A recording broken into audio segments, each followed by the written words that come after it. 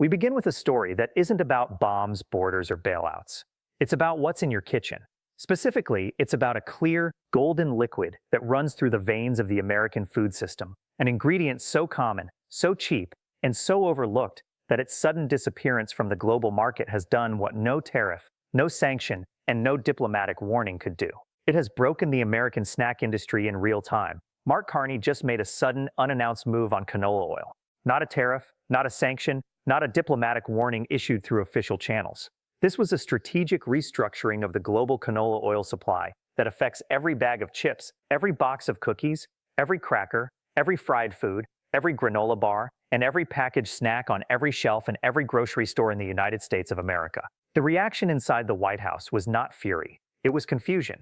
Donald Trump was caught completely off guard. His trade team was monitoring tariffs, energy exports, dairy supply chains, mineral restrictions, port access, all the visible pressure points of the 18-month trade confrontation. Nobody in the White House was watching canola oil. Nobody in the administration had classified it as a strategic vulnerability. And by the time anyone in Washington understood what Carney had done, the contracts were signed, the supply had been redirected, and the American snack industry was already scrambling to answer a question it had never once considered. Where does our oil come from? Let's take you through exactly what happened, because the speed of this move is what made it devastating. Carney's announcement came without warning. No diplomatic preview, no leaked signals, no back-channel hints to Washington. It arrived as a formal policy declaration during a midweek economic briefing in Ottawa that was not on the radar of any American trade monitoring team because the subject line, domestic agricultural processing investment, read like routine infrastructure policy. The announcement contained 4 specific actions, all enacted simultaneously with the declaration. First, an immediate 25% reduction in canola oil export allocations to the United States, effective within 14 days. Second, a $512 million federal investment in Canadian canola crushing and refining capacity designed to process raw canola seed into finished oil products domestically rather than exporting raw seed for American processors. Third, preferential supply agreements with the European Union, Japan, South Korea, India, and the United Arab Emirates, locking in long-term contracts that absorb the volume being redirected away from American buyers. And fourth, the establishment of a new Canadian Oilseed Sovereignty Board, with the authority to set export priorities based on Canada's strategic interests and the conduct of trading partners. The American response was chaos. Reports emerged within hours that Trump's trade team received the announcement via news alert, not through diplomatic channels, and that the initial reaction in the West Wing was confusion rather than fury. One senior trade advisor reportedly asked the question that revealed the depth of the intelligence failure. How dependent are we on Canadian canola? The answer, when it arrived from the USDA 45 minutes later, was the kind of number that makes rooms go quiet. Canada supplies over 75% of America's canola oil imports, which in turn represent the single largest source of cooking oil used in American food manufacturing. That number wasn't classified. It wasn't buried in obscure trade data. It was publicly available in the USDA's own commodity reports, published annually, accessible to anyone who looked. Nobody had looked, because canola oil had always been there, affordable, abundant, reliable. And things that have always been there stop registering as vulnerabilities. They become background, and then someone turns off the background. But before we explain the full scope of what Carney's move means for the American food industry, we need to tell you something about canola oil that will change the way you read every food label for the rest of your life. The word canola is not a natural word. It does not come from Latin. It is not the name of a plant that has existed for centuries. The word canola was invented in 1978 by Canadian agricultural scientists. It is a portmanteau, a word made from combining parts of other words. And the words it combines are can, from Canada, ola, from oil, and low acid. Canola, Canada oil, low acid. The product was developed by researchers at the University of Manitoba, who bred a new variety of rapeseed plant, specifically designed to produce an oil that was low in uric acid and safe for human consumption at industrial scale. They named it after their country because it was a Canadian invention, a Canadian product developed with Canadian research funding, grown on Canadian farms, processed in Canadian facilities, and marketed to the world as a Canadian achievement. Americans have been reading the word Canada on every snack label in their kitchen for over 40 years, and never once registered what it meant. Go to your kitchen right now. Pick up any bag of chips. Pick up any box of cookies or crackers. Pick up any bottle of cooking spray, any jar of mayonnaise, any frozen meal. Read the ingredient list. you will find canola oil. You will find it in Lay's potato chips and Ritz crackers and Oreos and Pringles and Pop-Tarts and Cheez-Its and Doritos and Nature Valley granola bars and Goldfish crackers and hundreds of other products that Americans eat every day without thinking. And every time you read the word canola, you are reading the word Canada. The dependency was never hidden. It was never classified. It was never buried in a supply chain document. It was printed in plain English on every package, on every label, on every shelf, in every grocery store in America. The word itself told you where it came from. And an entire country, an entire government, read that word every single day for 4 decades and never once asked, what happens if Canada decides this ingredient is no longer ours to take for granted? Canola oil isn't just in your snacks. It is in virtually everything the American food system produces. Every major fast food chain in the United States uses canola oil in its fryers. McDonald's, KFC, Chick-fil-A, Burger King, Wendy's, Popeyes, Five Guys, Taco Bell. It is the default cooking oil in commercial restaurant kitchens from coast to coast because it has a neutral flavor, a high smoke point, and a cost structure that no alternative oil matches at the volumes commercial food service requires. It is the base oil in commercial mayonnaise, in salad dressings, in cooking sprays, in margarine, in bread and baked goods, in cereal, in tortillas, in frozen meals, in infant formula. It is used in cosmetics, in biodiesel, in industrial lubricants, in animal feed. The American food system does not run on canola oil the way a car runs on gasoline. It runs on canola oil the way a body runs on blood. It is in everything. It is in every meal. And 75% of it comes from Canada. The substitution problem makes the dependency functionally irreversible in the short and medium term. The theoretical alternatives, soybean oil, palm oil, sunflower oil, corn oil, each fail on at least one critical dimension.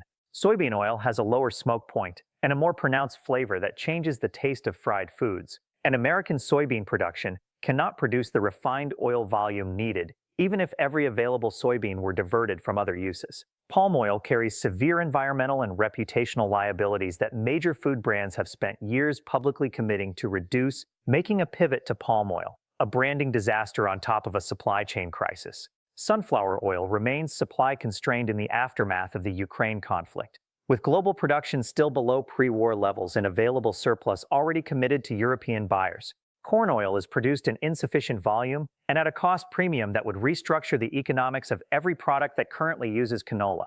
There is no drop-in replacement for canola oil at the volume, the price, the quality, and the flavor neutrality that the American food system requires. None. The dependency is not a preference. It is a structural reality that would take a decade and tens of billions of dollars in agricultural investment to even begin to unwind. Now let's explain exactly what Carney did, because the move was designed to be impossible to reverse before anyone understood it was happening. The 25% export reduction was the visible headline, but the real weapon was the $512 million investment in domestic Canadian crushing capacity. Canada has historically exported a significant portion of its canola as raw seed, unprocessed, shipped to American and international crushing facilities that extract the oil and sell it to food manufacturers. Carney's investment redirected that model. Instead of exporting raw seed for Americans to process, Canada would now process the seed domestically, producing finished canola oil in Canadian facilities and sell the finished product directly to global buyers on preferential terms. The effect was to move Canada up the value chain, from exporting a raw commodity to exporting a finished product, while simultaneously cutting American processors out of the supply chain entirely. The preferential supply agreements compounded the impact exponentially. The EU agreement alone committed 1.3 million metric tons of Canadian canola oil annually, roughly 30% of Canada's total exportable production to European food manufacturers at prices 7 to 11% below current market rates. The Japanese and South Korean agreements added another 800,000 metric tons. The Indian agreement, which was the largest single agricultural trade deal between the two countries in history, committed 600,000 metric tons at preferential rates tied to a broader strategic partnership that included fertilizer, pulses, and agricultural technology transfer. By the time American food manufacturers realized the scope of the redirection, the math was already catastrophic. The available supply of canola oil on the open market, the supply that American buyers had always purchased without contracts because it had always been available, had been reduced by over 40%. Not because Canada stopped producing canola, but because Canada redirected it to buyers who signed contracts, paid preferential rates, and secured their supply before America knew it needed securing. When reporters asked Carney about the canola move at a press conference in Ottawa the following day, with the American snack industry already in emergency mode, and Trump's trade team still assembling its first comprehensive briefing on canola dependency, Carney delivered 10 words that will define this chapter of the trade confrontation. A Globe and Mail reporter asked, "Prime Minister, American food manufacturers are calling this an act of economic warfare. What is your response?" Carney paused. He looked at the reporter with an expression that combined the precision of a central banker with the calm of a man who has been holding a winning hand and has finally decided to show it, and he said, "The label always said Canada. Nobody in Washington reads labels." 10 words, 2 sentences. The first sentence is a statement of fact so simple that it cannot be disputed. Canola literally means Canada, and the word has been on every label in every American grocery store for 4 decades. The second sentence is a devastating indictment of systemic blindness, delivered as dry observation rather than aggressive attack.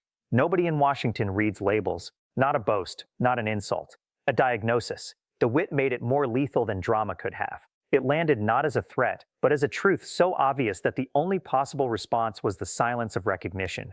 Within 20 minutes, the quote was trending in 11 countries. Within an hour, it was the headline on Bloomberg, the Financial Times, the BBC, Le Monde, the Washington Post, and every Canadian newspaper. Simultaneously, social media exploded with photos of snack labels circled in red around the words canola oil alongside Carney's 10 words. The meme format was instantaneous and perfect. A split screen of an ingredient list next to a map of Canada next to Trump's blank social media feed. Late-night hosts opened their monologues with it. One commentator called it the most efficient destruction of a trade position in the history of live television. Being caught off guard is worse than fury and worse than silence. It is the one reaction that cannot be reframed, cannot be spun, cannot be converted into strength. When Trump lashed out over the energy suspension, his supporters could frame the fury as fighting spirit, a president defending American interests with passion. When Trump went silent over the cheese move, his communications team could frame the silence as strategic restraint, a president choosing his moment carefully. Being caught off guard admits neither strength nor strategy. It admits only that the administration was not monitoring a dependency that was printed on every food label in the country, was publicly documented in the USDA's own reports, and was literally named after the country that supplies it. You cannot claim you were prepared when the warning was written in the product's own name. You cannot claim strategic patience when your trade team was Googling canola oil supply chain while the Canadian Prime Minister was giving press conferences. The consequences hit the American snack industry before the White House had finished assembling its first response.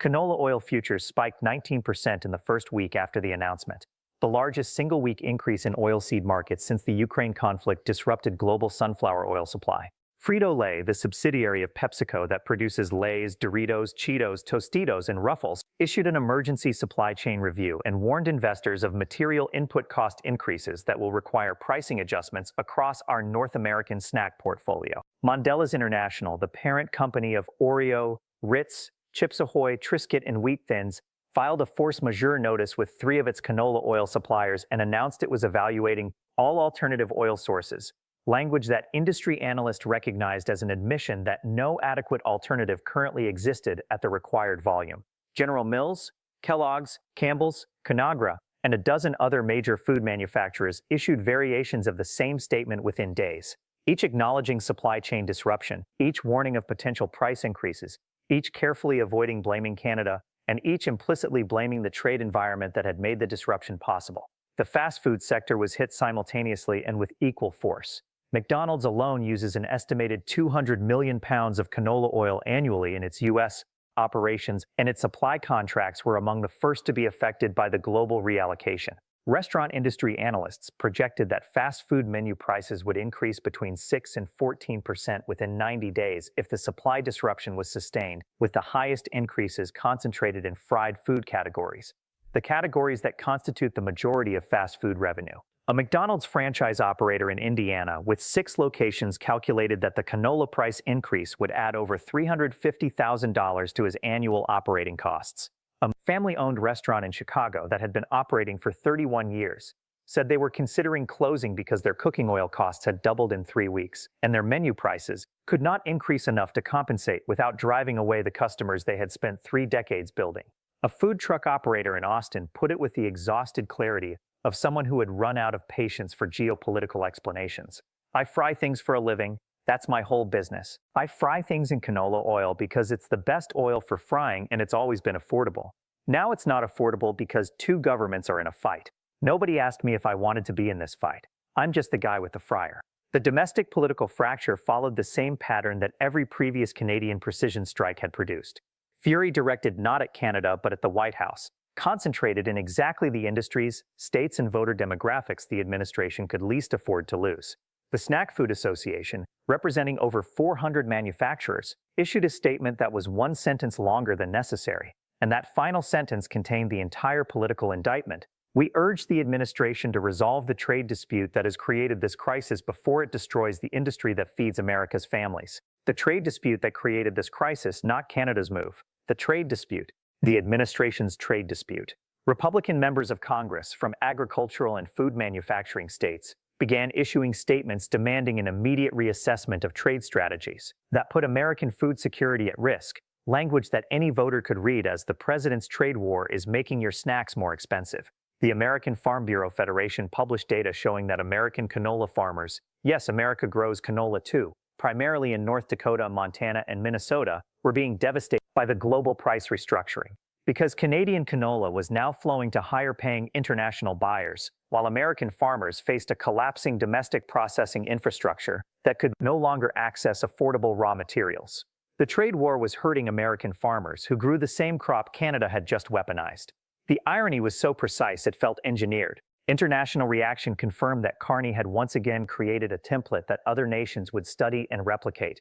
Trade ministers from 12 countries requested briefings from Canadian officials on the strategic agricultural investment model. The European Commission published a working paper within 10 days citing the canola move as evidence that asymmetric trade strategies targeting invisible supply chain dependencies represent the most significant evolution in economic statecraft since the invention of targeted sanctions. Brazil's agricultural minister said publicly that his country was evaluating which agricultural exports constitute strategic leverage that has been undervalued in trade negotiations, language that every trade analyst in Washington recognized as a signal that the Carney Doctrine was spreading.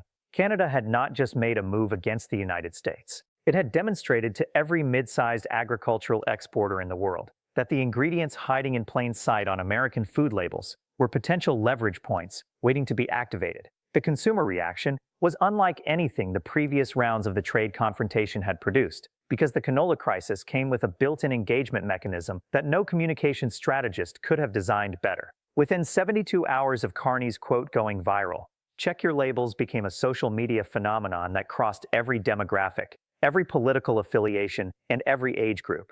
Millions of Americans walked to their kitchens, picked up the snacks they had been eating their entire lives, and read the ingredient list for the first time. The photos flooded every platform: Lay's, Oreos, Pringles, Pop-Tarts, Cheez-Its, Nature Valley, Ritz, Goldfish, every package confirming the same two words, canola oil. Polling conducted within 8 days showed that 71% of Americans had personally checked a food label for canola oil since the crisis began, and 63% said they had not previously known what the word canola meant. The most politically damaging number was this: 59% of respondents said the crisis made them less confident in the government's ability to protect American food security, a sentiment that crossed party lines and registered equally among Republican and Democratic voters. The label check didn't just educate consumers. It turned every kitchen in America into evidence of the government's failure. A physical, tangible, holdable proof that the dependency was real, was printed in plain English, and was ignored by every person in Washington whose job was to see it. So here's where we stand. Mark Carney made a sudden, unannounced move on canola oil. A $512 million investment in Canadian processing capacity, combined with a 25% export reduction and preferential supply agreements with the EU, Japan, South Korea, India, and the UAE, redirected over 40% of the globally available canola oil supply away from American buyers. Canola oil futures spiked 19%. Every major snack manufacturer in America issued supply chain warnings. Fast food chains projected menu price increases of 6 to 14%. Franchise operators calculated whether their businesses could survive. Trump was caught completely off guard because nobody in Washington was monitoring an